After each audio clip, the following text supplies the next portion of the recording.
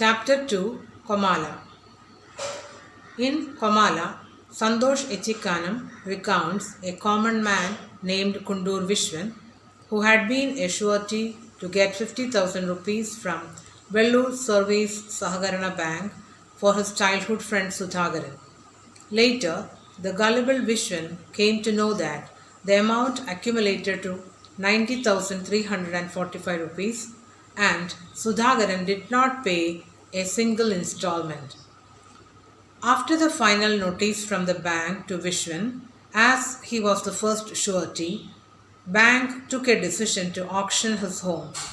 Finally, he put a notice board in front of his home saying, on August 15th, 12 am, he and his family would commit suicide due to debt cost. This attracted media attention and a live conference happened in News Times participated by Bank Secretary Madhavan Nair, psychologist Dr. C. Nandakumar, officer from National Crime Record Research Bureau Alex Punus, and advocate Fatima Begum and Kundur Vishwan. The narration is so lucid that which is happening with many common man. Every day in our news channels, we see some discussions. It is funny to note that the people who take part in the discussions are almost always the same people. They seem to know about everything under the sun, ranging from salt to satellites.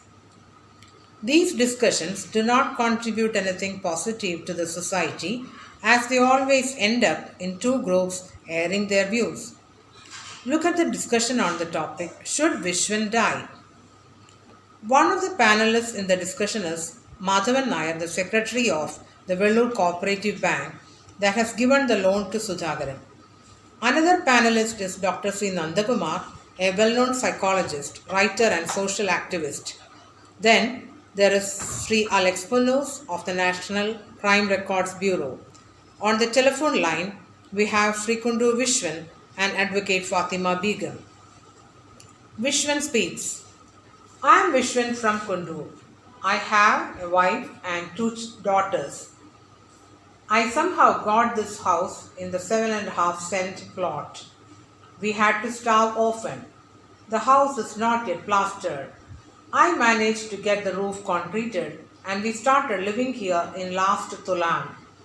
If the bank takes it away, we have to commit suicide.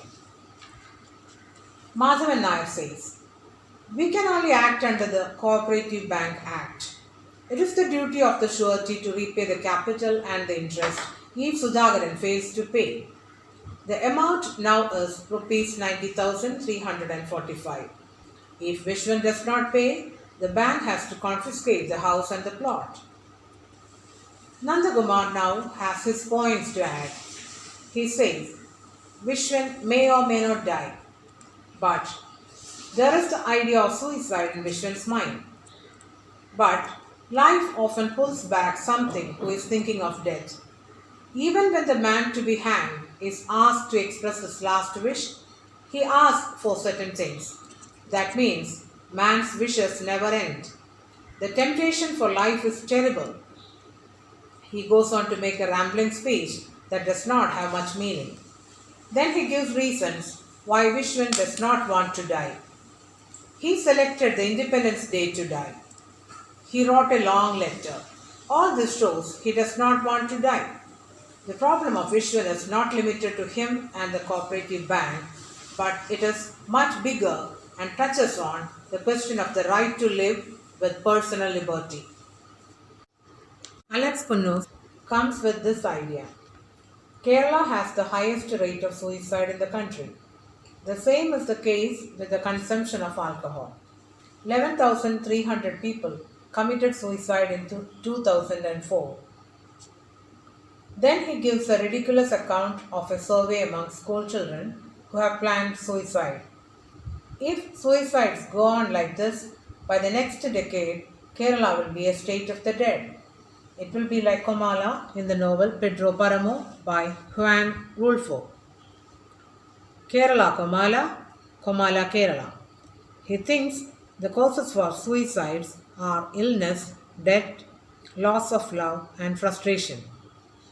In the case of Vishwan, it is not mere debt, but the social circumstances that force him into debt. For that, the state is responsible.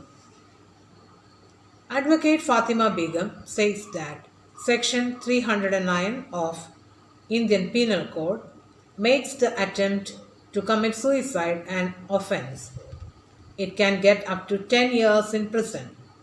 Persuading one to commit suicide is also an offense. If Vishwan and his family fail in their attempt to commit suicide, Vishwan will be charged on both the counts, attempted suicide and prompting others for it. Thus, we see the entire discussion is absurd. The funniest thing is that nobody takes part in the opinion poll on the issue. This is the case with most issues discussed and debated by the news channels. Kundu Vishwan fixes August 15th for the suicide. However, a week before, he goes out to look for Sudhakaran. He travels for 5 days to different places asking different people about the whereabouts of Sudhakaran. But he gets no clue about him. On the 5th day, he was standing on the highway trying to get a ride. Nobody gives him a ride. Then he goes to a Tattukada and orders a black coffee. As he is about to drink it, he hears the screeching of brakes. A motorcyclist is seriously wounded, but nobody in the Tattukada seems to bother. Vishwan runs to help him. He carries the wounded man into a jeep that would take him to the medical college. On the way, the man is showing signs of death. He is struggling for breath. His lips part and his pupils are drawn back. Vishwan gets 2 drops of water into the dying man's mouth. The man dies. Vishwan folds the dead man's hands onto his chest. This is what Vishwan thinks. My debt was 2 drops of water. I have repaid it. Then it occurred to him that the suicide board displayed in front of his house was an absurdity that should be removed immediately. It's a fine ending. Komala is a dried-up village full of the voices of the dead. Bartholomew, a character in the novel, says about Komala. Here, there is nothing but that sour, yellowish odor that seems to peep up from the ground. This town is cursed, suffocated in misfortune. The present-day Kerala, as depicted in the story by Santhosh Chikkanan, is very similar to Komala. First of all, we see how Sudhakaran cheats his friend Vishwan by making him sign as surety for the loan he takes from the bank. Now, the bank is going to confiscate the house and the plot of Vishwan, who has nowhere to go with his wife and 2 daughters. Then we see how people in the Tattukada behave when they see the young man lying bleeding on the highway. They refuse to go and help the accident victim. Even the keeper of the Tattukada, the driver of the jeep, and the middle-aged man who gets into the jeep are real representatives of the people of Komala, in whom there is absolutely no sympathy and love for others. Thus, there is a lot of similarity between Komala and Kerala.